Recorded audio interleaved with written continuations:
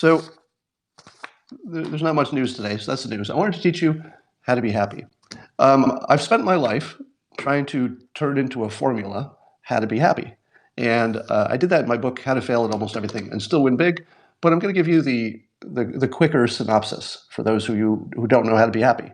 And as obvious as this will be to some of you, for many of you, this will be the first time you've ever seen it explained this way. Let me explain happiness. So happiness here is at the top. That's your goal. We'd all like to be happy. In order to be happy, there are three chemicals in your body and your brain that need to be at the right level. Now, I'm going to grossly oversimplify the chemical nature of human beings. There are certainly lots more than three chemicals involved in keeping you happy. But as a general statement, if these three are where they need to be, you're probably going to be happy unless there's some terrible problem in your life that is unsolvable. So, did I spell serotonin wrong? I may have spelled it wrong. Tell me if I spelled that wrong. Anyway, so these chemicals can be boosted through lifestyle. If you don't know that, you don't understand how happiness works.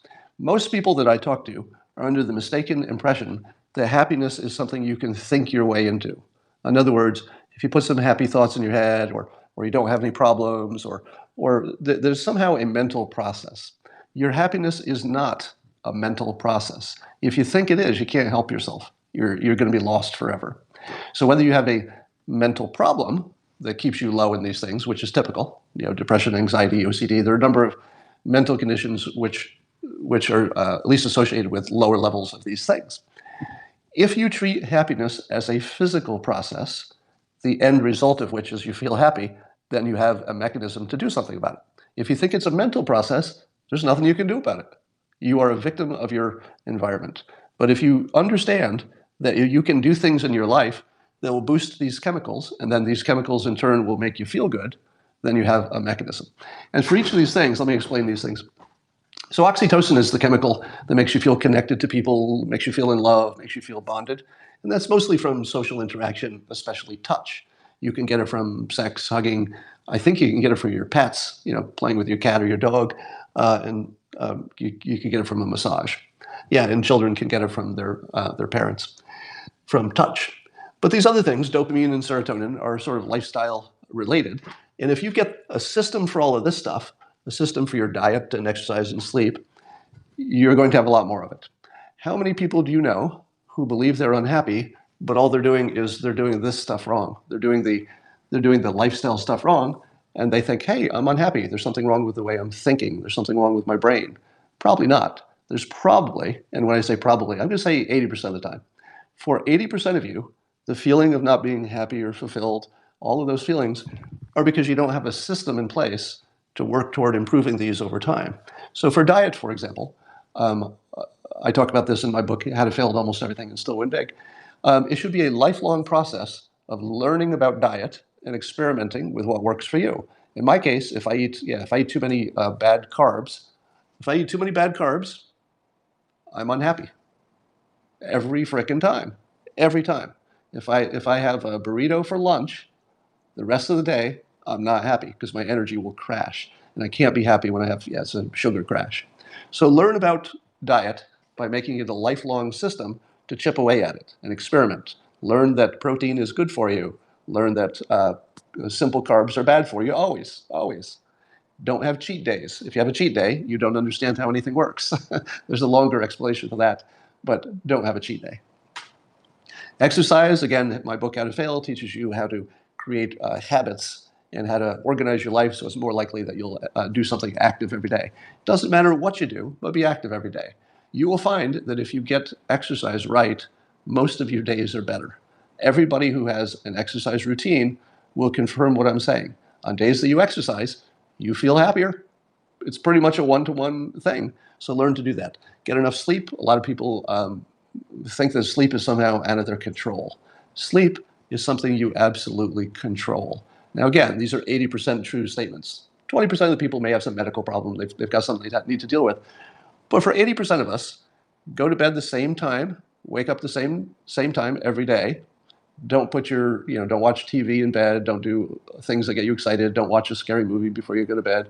There's some very basic things which all you'd have to do is Google some articles about how to sleep, follow the steps. There aren't that many of them. Every article on how to sleep would be pretty similar. Learn a system for sleep.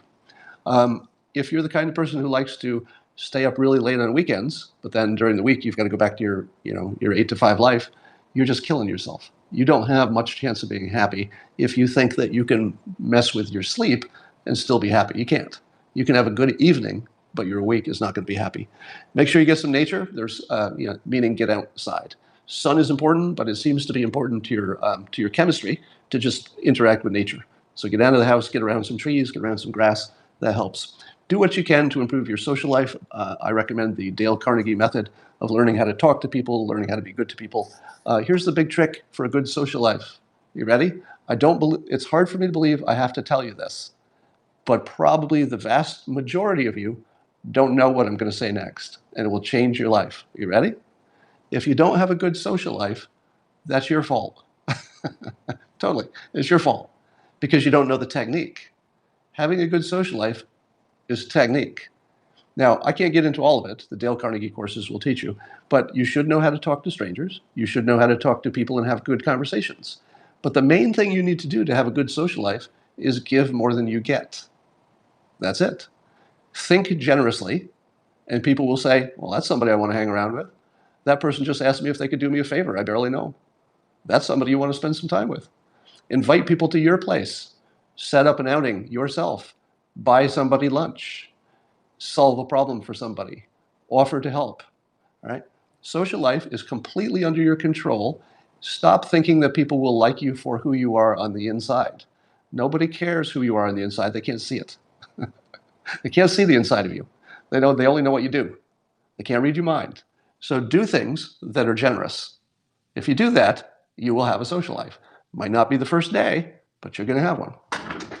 So get out in the real world, get involved in some groups where there are people, go make yourself a social life. I find that it's useful to have a purpose in life.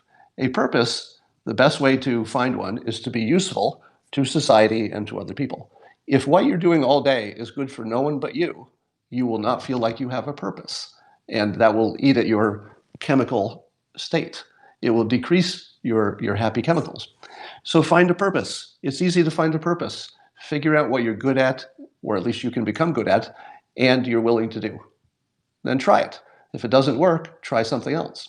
You've watched me, most of you watched me try to be useful for the Blight Authority, Bill Pulte's thing, trying to clean up the inner cities, as well as Bill Pulte's philanthropic efforts. I've been trying to be supportive of that, and a number of other things I try to be helpful on. Those things give me meaning. When I have quiet moments, I think about those things because I say to myself, yeah, I'm doing stuff that might not help. I don't know if it'll make a big difference, but at least I'm doing things that make sense, could work, are part of a solution, perhaps a little bit helpful in these different ways. Somebody says loving your family. Correct. You could build a sense of purpose around your family. Now, there's a trap there, because that usually means around your children, because the children leave eventually. So you want to be able to find ways to find meaning that are not dependent on one or two people.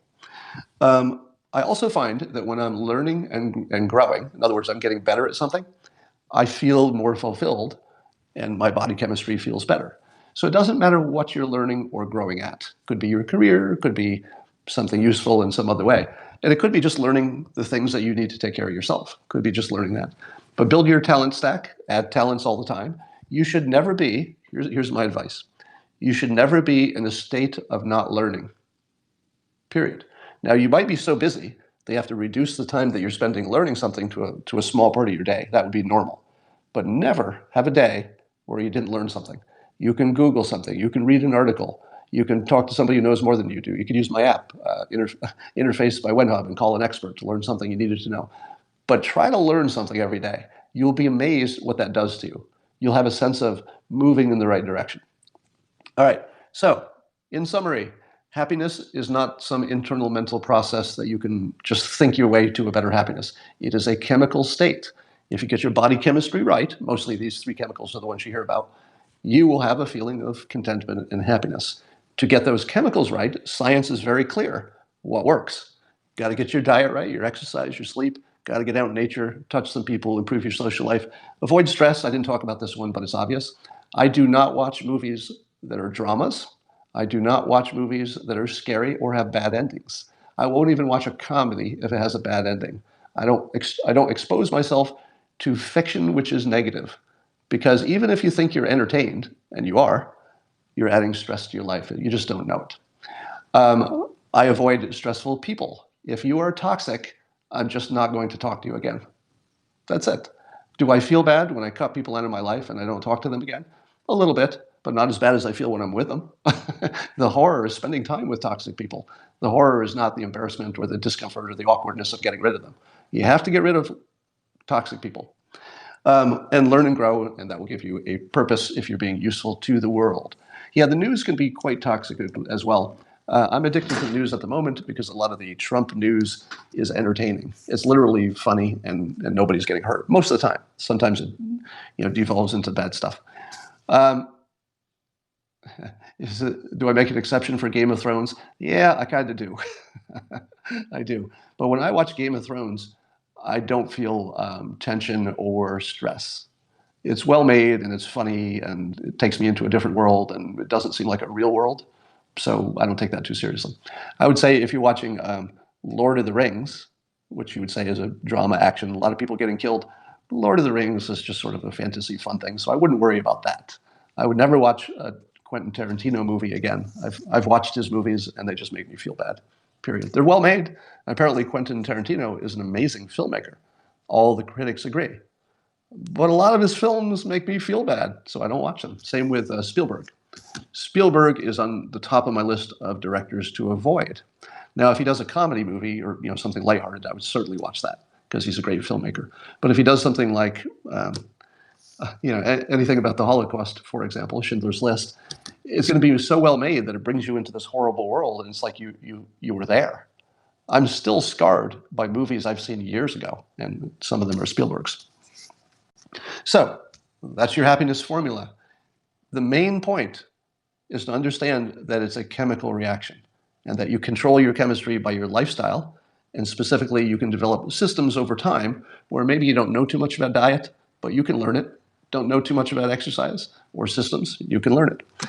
And that just changed some percentage of those watching this, their lives just completely changed. I guarantee you. Now, I don't know what percentage it is. It could be 1%, could be 10%, could be 30%.